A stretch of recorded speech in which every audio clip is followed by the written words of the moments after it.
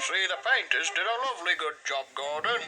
Now all we need to do is repaint Henry, and we'll not be able to tell our engines apart. Probably not a good idea, sir. Even with their different paintwork, I still mix up Henry and Nave 7546. Oh, that's funny. I better be off now. Remember to be a really useful engine, Gordon. Goodbye, sir, and don't worry. Us Doncaster drawn never fail to impress. Doncaster drawn, indeed. What in the blooming world were you thinking? Thinking about what, Mr. Tantrum? Painting over your LNER paint with that disgusting bright blue. That's just disgraceful. Do you know how much of an insult that is to them? Well, much less than you. Oh, how lovely. He's throwing insults. 98462. I am now fully understanding why the others treat you the way they do. You're absolutely horrid. Every time I've seen you, you've been an absolute ass.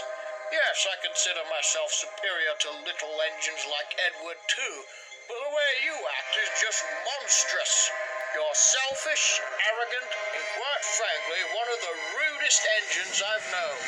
I wanted to get to know you at first, but now my mind is in the complete opposite direction. Is that so?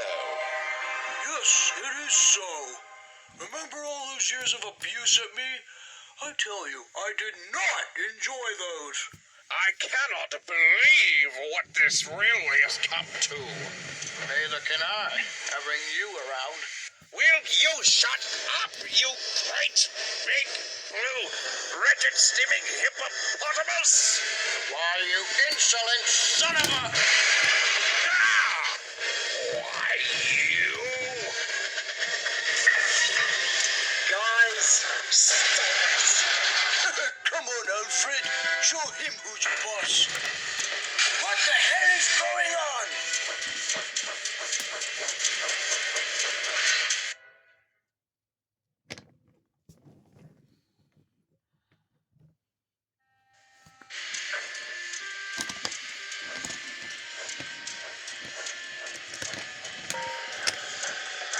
Well, good riddance. Be quiet and get the hell out of here. Gordon, I am very disappointed with your behavior today. You could have caused a serious accident. I'm very sorry, sir.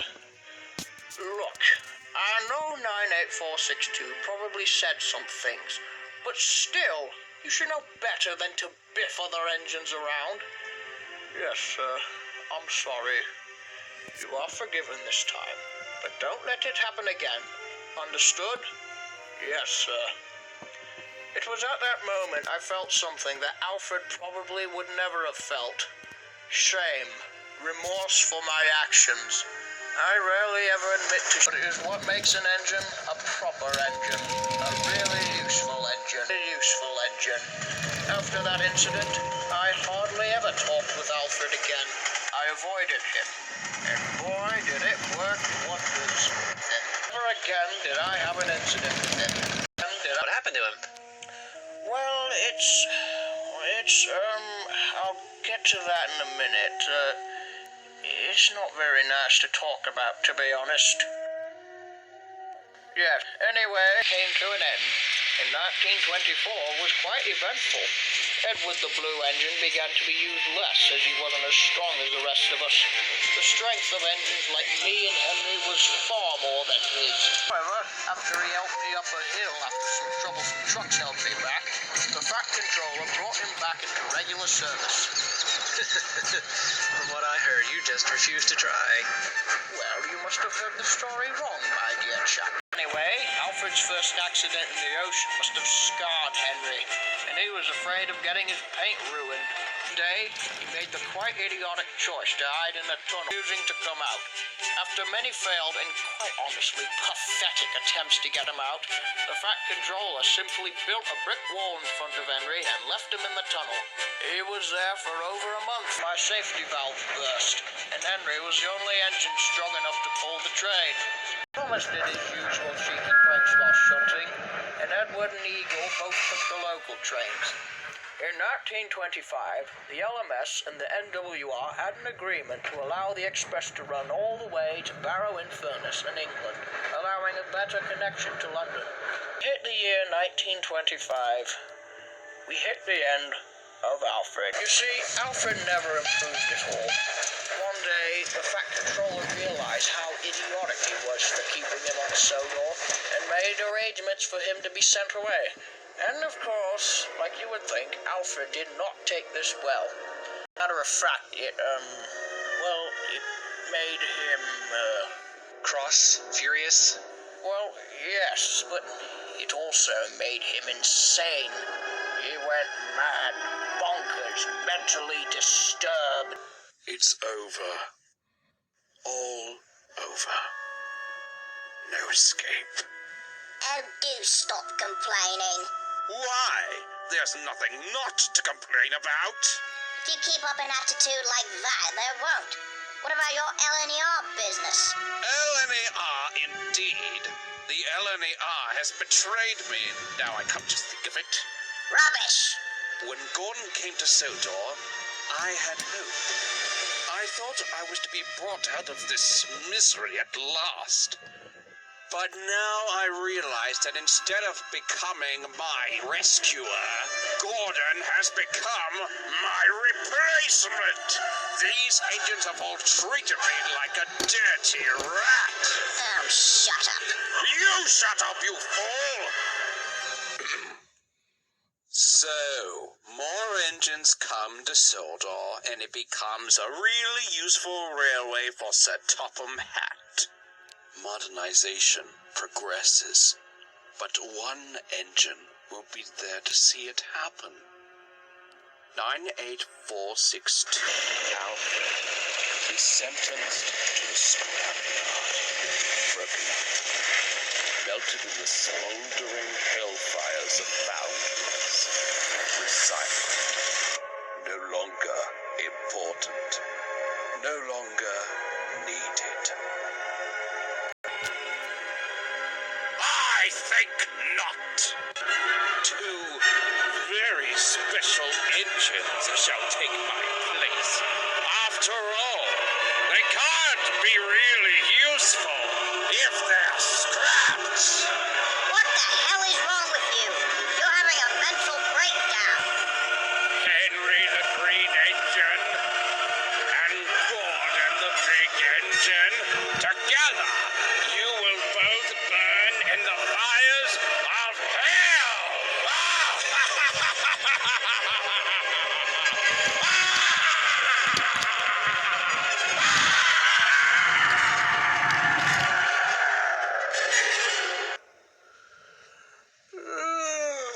Sometimes it's really hard to be such a large and splendid engine.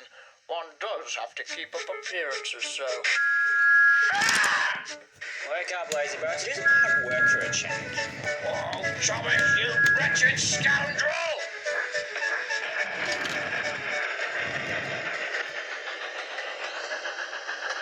Oh, there goes old sourpot.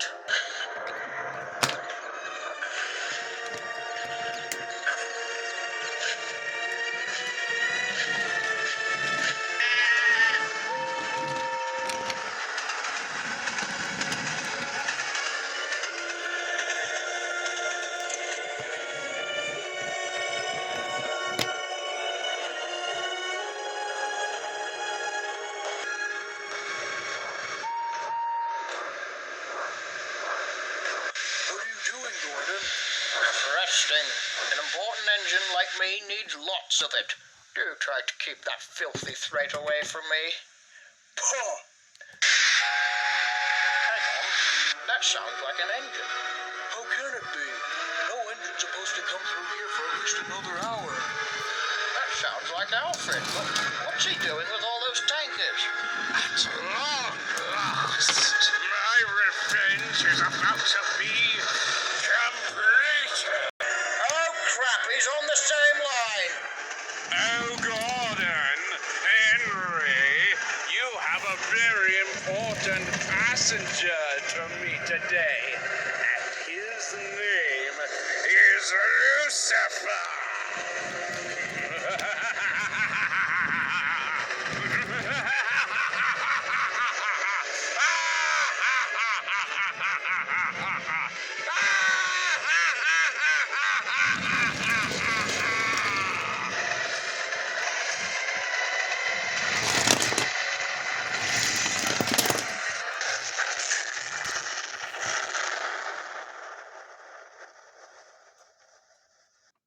Oh, God!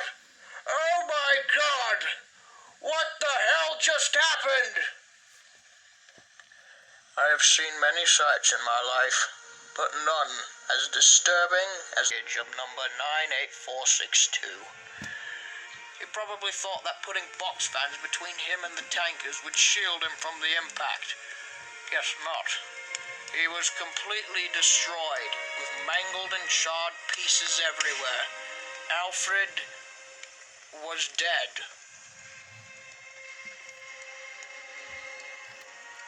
I cannot believe it.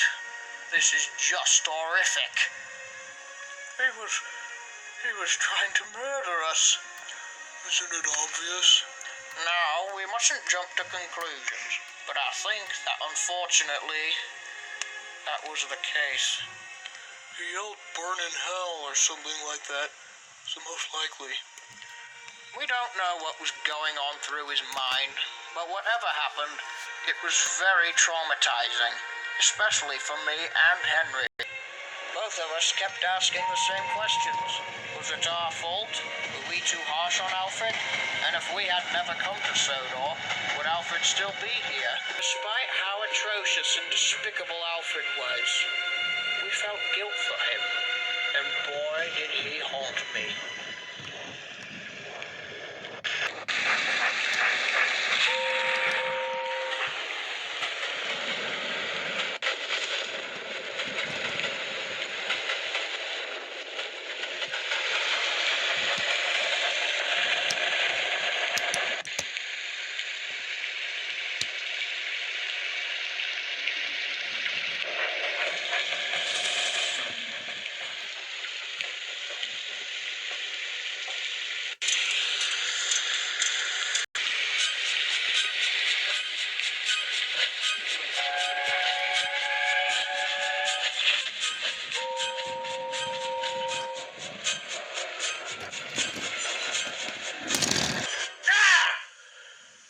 Oh, Lord, I...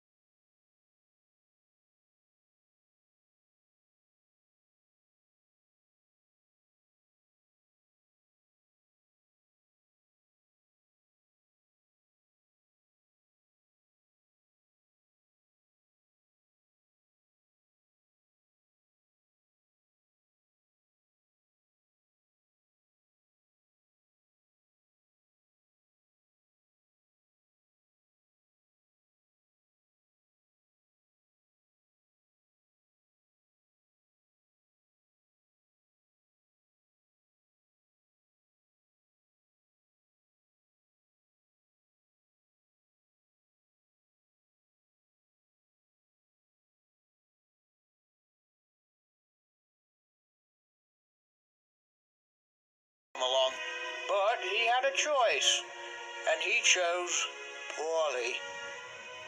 Exactly. Say, shall we form an alliance?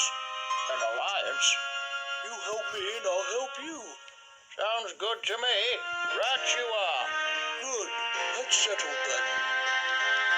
Though we've had an occasional argument, since then, Henry and I have been good friends, stronger than before.